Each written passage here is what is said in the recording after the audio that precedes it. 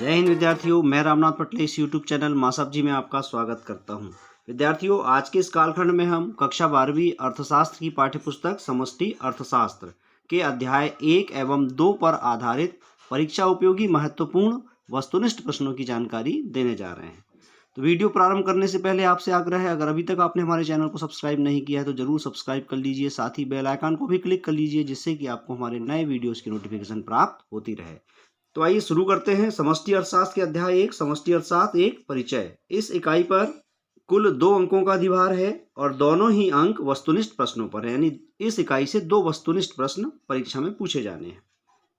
पहला प्रश्न है, सही विकल्प चुनकर लिखिए। इसके अंतर्गत फर्स्ट है, समष्टि अर्थशास्त्र में अध्ययन किया जाता है अ व्यक्तिगत परिवार का, ब समग्र का, स व्यक्तिगत फर्म का और द व्यक्तिगत इकाई का।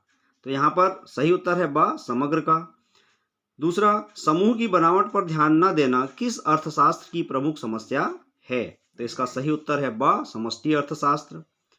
अगला, सामान्य कीमत स्तर का अध्ययन विषय सामग्री है अ व्यष्टि अर्थशास्त्र की, ब समष्टि अर्थशास्त्र की। तो यहाँ पर सही उत्तर है ब समष्टि अर्थशास्त्र की। चौथा, समष्टि अर्थशास्त्र अस्तित्व में आया। सही उत्तर है अ 1929 के बाद। पांचवा, आर्थिक इकाई हो सकते हैं अ केवल उपभोक्ता, ब केवल उत्पादक, स सरकार, निगम, बैंक और द सभी। तो यहाँ पर सही उत्तर है द उपरोक्त सभी। छठवां, पारिवारिक क्षेत्र कहते हैं अ फर्म को, ब सरकार को और स फर्म और सरकार के अतिरिक्त दूसरा बड़ा क्षेत्र। तो यहाँ पर सही उत्तर है स फर्म और सरकार के अतिरिक्त दूसरा बड़ा क्षेत्र। सातवां, विदेशी क्षेत्र का अन्य नाम क्या है? तो विदेशी क्षेत्र का अन्य नाम है अ बाह्य क्षेत्र। आठवां, परिवार क्षेत्र की मुख्य भूमिका क्या है? तो यहाँ पर सही उत्तर है अ उपभोग। नौवां, सामूहिकता शामिल है। सही उत्तर है ब समष्टि अर्थशास्त्र में। प्रश्न क्रमांक 2, रिक्त स्थानों की पूर्ति कीजिए। नंबर 1, राष्ट्रीय आय का अध्ययन व्यष्टि दृष्टिकोण से नहीं बल्कि समष्टि दृष्टिकोण से किया जा सकता है, रिक्त स्थान में समष्टि। दूसरा, समष्टि अर्थशास्त्र को खालिस्तान अर्थशास्त्र भी कहते हैं, यहाँ हम लिखेंगे व्यापक। तीसरा, समग्र के समूहों या इकाइयों में परस्पर निर्भरता पाई जाती है। चौथा, खालिस्तान अर्थशास्त्र के निष्कर्ष सामूहिक या बड़े योगों पर लागू नहीं किया जा सकता, यहाँ हम लिखेंगे व्यष्टि। पांचवा, खालिस्तान को समष्टि अर्थशास्त्र के विकास का श्रेय दिया जाता है, कीन्स को। छठवां, विजातीय समूहों की समस्या खालिस्तान अर्थशास्त्र में पाई जाती है, समष्टि अर्थशास्त्र में। सातवां, पूंजीवादी अर्थव्यवस्था को बाजार अर्थव्यवस्था भी कहा जाता है। आठवां, आर्थिक महामंदी सन 1929 में उत्पन्न हुई। नौवां, प्रोफेसर जे.एम. कीन्स की किताब रोजगार एवं मुद्रा का सामान्य सिद्धांत सन 1936 में प्रकाशित हुई। और 10वां, समष्टि अर्थशास्त्र संपूर्ण अर्थव्यवस्था से संबंधित है। प्रश्न क्रमांक 3, सही जोड़ी बनाइए। कॉलम ए में पहले नंबर पर है राष्ट्रीय आय एवं रोजगार, इसकी जोड़ी हम बनाएंगे स समष्टि दृष्टिकोण से। दूसरा, व्यक्तिगत फर्म, इसकी जोड़ी बनाएंगे फ व्यष्टि दृष्टिकोण से। तीसरा, समष्टि अर्थशास्त्र, इसकी जोड़ी अ कीन्स से। चौथा, व्यष्टि अर्थशास्त्र, इसकी जोड़ी ज अंग्रेजी भाषा से लिया गया। पांचवा, व्यष्टि एवं समष्टि अर्थशास्त्र की जोड़ी द एक दूसरे के पूरक। और छठवां, मैक्रो शब्द, इसकी जोड़ी ब ग्रीक भाषा से लिया गया है। प्रश्न क्रमांक 4, एक शब्द या एक वाक्य में उत्तर दीजिए। नंबर 1, मैक्रो शब्द किस अर्थशास्त्र से संबंधित है? उत्तर है समष्टि। दूसरा, समष्टि अर्थशास्त्र का एक दोष लिखिए, विजातीय इकाइयां, इसका एक बड़ा दोष है। तीसरा, समष्टि अर्थशास्त्र कब अस्तित्व में आया? 1929 की महामंदी के बाद। चौथा, व्यापार चक्र का अध्ययन किस अर्थशास्त्र में किया जाता है? समष्टि अर्थशास्त्र में। पांचवा, राष्ट्रीय स्तर पर या बड़े समूहों की समस्या को हल करने में कौन सा अर्थशास्त्र उपयुक्त है? समष्टि अर्थशास्त्र।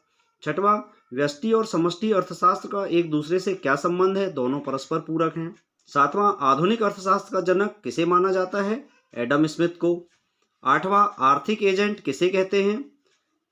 आर्थिक निर्णयकर्ता, जिनमें उपभोक्ता, उत्पादक या फर्म कोई भी हो सकते हैं, ये आर्थिक एजेंट कहलाते हैं। नौवां, मजदूरी की दर किसे कहते हैं? श्रम का मूल्य जो श्रम की मांग और पूर्ति पर निर्भर करती है, इसे मजदूरी की दर कहते हैं। प्रश्न क्रमांक 5, सत्य असत्य बताइए। नंबर 1, बेरोजगारी का विश्लेषण व्यष्टि अर्थशास्त्र से संबंधित है, असत्य। दूसरा, किसी वस्तु का मूल्य निर्धारण व्यष्टि अर्थशास्त्र के अध्ययन का विषय है, सत्य। तीसरा, सूक्ष्म अध्ययन समष्टि अर्थशास्त्र से संबंधित है, असत्य।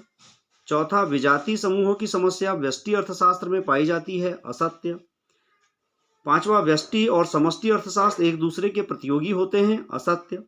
छठवां, व्यक्तिगत इकाइयों का अध्ययन व्यष्टि अर्थशास्त्र में किया जाता है, सत्य। और सातवां, किसी फर्म का उत्पादन एक समष्टि चर नहीं है, सत्य। आठवां, लाभ अधिकतम करने वाली फर्म एक आर्थिक एजेंट नहीं है, असत्य। आइए अब चलते हैं अध्याय 2, राष्ट्रीय आय का लेखांकन। इस इकाई पर कुल 8 अंकों का अधिभार है, जिसमें वस्तुनिष्ठ प्रश्न 4 आएंगे और 2 अंक वाले 2 प्रश्न इस इकाई से पूछे जाएंगे। वस्तुनिष्ठ प्रश्नों में पहला है, स्टॉक में किसको शामिल करेंगे? अ, मुद्रा की मात्रा, ब, धन, स, गोदाम में रखे गेहूं की मात्रा और द, उपर्युक्त सभी। तो यहाँ सही उत्तर है द। दूसरा, परिवार फर्मों को कौन सी सेवाएं प्रदान करते हैं? अ, भूमि, ब, श्रम, स, पूंजी एवं उद्यम और द, उपरोक्त सभी। परिवार के द्वारा फर्मों को भूमि, श्रम तथा पूंजी भी प्रदान की जाती है, इसलिए यहाँ पर सही उत्तर है द, उपरोक्त सभी। तीसरा, निम्न में मध्यवर्ती वस्तु है? अ, टीवी, ब, मशीन, स, लकड़ी और द, कोयला। तो मध्यवर्ती वस्तु है लकड़ी, जिससे कि अनेक प्रकार की चीजें बनाई जाती हैं। चौथा, एक देश की भौगोलिक सीमाओं में एक वर्ष में उत्पादित सभी वस्तुओं और सेवाओं के मूल्य का योग कहलाता है। सही उत्तर है अ, सकल घरेलू उत्पाद।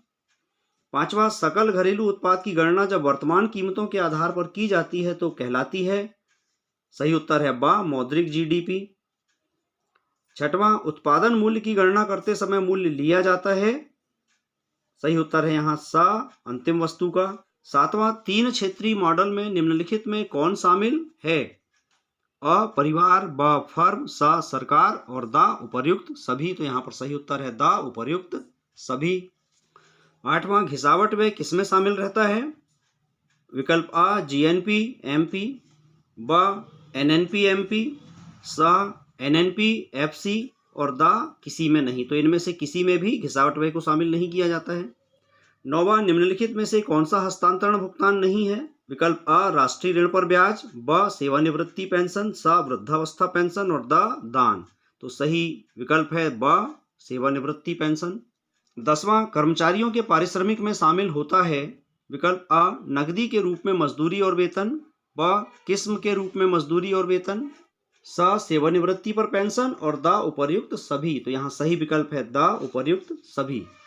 प्रश्न क्रमांक 2, रिक्त स्थानों की पूर्ति कीजिए। नंबर 1, राष्ट्रीय आय लेखा प्रणाली के जन्मदाता खालिस्तान है, साइमन कुजनेट्स। दूसरा, उपभोक्ता वस्तुएं खालिस्तान उत्पाद होती हैं, अंतिम। तीसरा, दोहरी गणना की समस्या से बचने के लिए अंतिम वस्तु के मूल्य का प्रयोग किया जाता है। चौथा, सकल घरेलू उत्पाद ऋण मूल्य ह्रास बराबर शुद्ध घरेलू उत्पाद। पांचवा, व्यय विधि को उपभोग एवं विनियोग विधि भी कहा जाता है। छठवां, कर्मचारियों का पारिश्रमिक की गणना आय विधि में की जाती है। सातवां, एनडीपी एफसी बराबर एनडीपी एमपी माइनस निवल उत्पाद कर माइनस निवल उत्पादन कर। आठवां, टंकी में रखा पानी स्टॉक का उदाहरण है। नौवां, मूल्यह्रास के कारण सकल घरेलू उत्पाद तथा शुद्ध घरेलू उत्पाद में अंतर होता है। 10वां, राष्ट्रीय आय में केवल अंतिम वस्तु एवं सेवा की आय को शामिल किया जाता है। प्रश्न क्रमांक 3, सत्य असत्य बताइए। नंबर 1, सेवाओं का संग्रह किया जा सकता है, असत्य। दूसरा, वर्तमान समय में कोई भी अर्थव्यवस्था बंद अर्थव्यवस्था नहीं है, सत्य। तीसरा, लॉटरी से प्राप्त आय राष्ट्रीय आय का हिस्सा होती है, असत्य। चौथा, भारत में स्थित विश्व स्वास्थ्य संगठन में काम करने वाले भारतीय भारत के सामान्य निवासी हैं, सत्य। पांचवा, स्टॉक का संबंध समय अवधि से होता है, असत्य। छठवां, राष्ट्रीय पूंजी में सेवाएं शामिल होती हैं, असत्य। सातवां, हस्तांतरण आय राष्ट्रीय आय के आकलन में शामिल की जाती है क्योंकि यह कारक सेवाओं को अर्पित करने के लिए पुरस्कार है, असत्य। आठवां, सेवानिवृत्ति पेंशन एक विलंबित मजदूरी जैसी होती है, असत्य। नौवां, गैर टिकाऊ उपभोक्ता वस्तुओं का कई वर्षों तक बार बार प्रयोग किया जाता है, असत्य। 10वां, खेती करने वाले परिवारों द्वारा स्वयं ही चावल का उत्पादन करने तथा उपभोग करने को राष्ट्रीय आय में शामिल नहीं किया जाता, असत्य। प्रश्न क्रमांक 4, सही जोड़ी बनाइए। कॉलम ए में पहले नंबर पर है राष्ट्रीय पूंजी। राष्ट्रीय पूंजी की जोड़ी हम बनाएंगे स एक स्टॉक से। दूसरा, स्टॉक में परिवर्तन, इसकी जोड़ी बनाएंगे द अंतिम स्टॉक और प्रारंभिक स्टॉक का अंतर। तीसरा, राष्ट्रीय आय, इसकी जोड़ी बनाएंगे अ एक प्रवाह से। चौथा, खुली अर्थव्यवस्था, इसकी जोड़ी ब शेष विश्व से आर्थिक लेन देन। पांचवा, आय विधि, इसकी जोड़ी फ कारक भुगतान विधि। और छठवां, घरेलू आय, इसकी जोड़ी य व्यक्तिगत आय से। सातवां, सकल राष्ट्रीय उत्पाद, इसकी जोड़ी र एनएनपी धन मूल्यह्रास से। प्रश्न क्रमांक 5, एक शब्द या एक वाक्य में उत्तर दीजिए। नंबर 1, समय के विशेष बिंदु पर मापी गई मात्रा को क्या कहते हैं? स्टॉक कहते हैं। दूसरा, घिसावट व्यय का एक अन्य नाम क्या है? मूल्यह्रास। तीसरा, जीडीपी का पूरा नाम लिखिए। जीडीपी का पूरा नाम है ग्रॉस डोमेस्टिक प्रोडक्ट, यानी सकल घरेलू उत्पाद। चौथा, किसी देश में राष्ट्रीय आय की गणना सामान्यतः कितने वर्षों के लिए की जाती है? 1 वर्ष के लिए। पांचवा, कृषि को किस क्षेत्र में शामिल किया जाता है? प्राथमिक क्षेत्र में। छठवां, उत्पाद विधि का एक अन्य नाम क्या है? मूल्य वृद्धि विधि। सातवां, मौद्रिक प्रवाह का एक उदाहरण दीजिए। राष्ट्रीय आय। आठवां, राष्ट्रीय आय को जनसंख्या से भाग करने पर क्या प्राप्त होता है? प्रति व्यक्ति आय। और नौवां, बिजली का सामान कैसी उपभोग वस्तुओं का उदाहरण है? टिकाऊ उपभोग वस्तु का। तो विद्यार्थियों, इस प्रकार आज के इस कालखंड में समष्टि अर्थशास्त्र के अध्याय 1 एवं 2 पर आधारित परीक्षा उपयोगी वस्तुनिष्ठ प्रश्नों की जानकारी में हमने दी। निश्चित ही यह आपकी आगामी परीक्षा हेतु अत्यंत ही उपयोगी है। इसे अपने सहपाठियों से भी शेयर करें। मिलते हैं अगले वीडियो में इसी तरह परीक्षा उपयोगी जानकारी के साथ। तब तक के लिए नमस्कार, जय हिंद।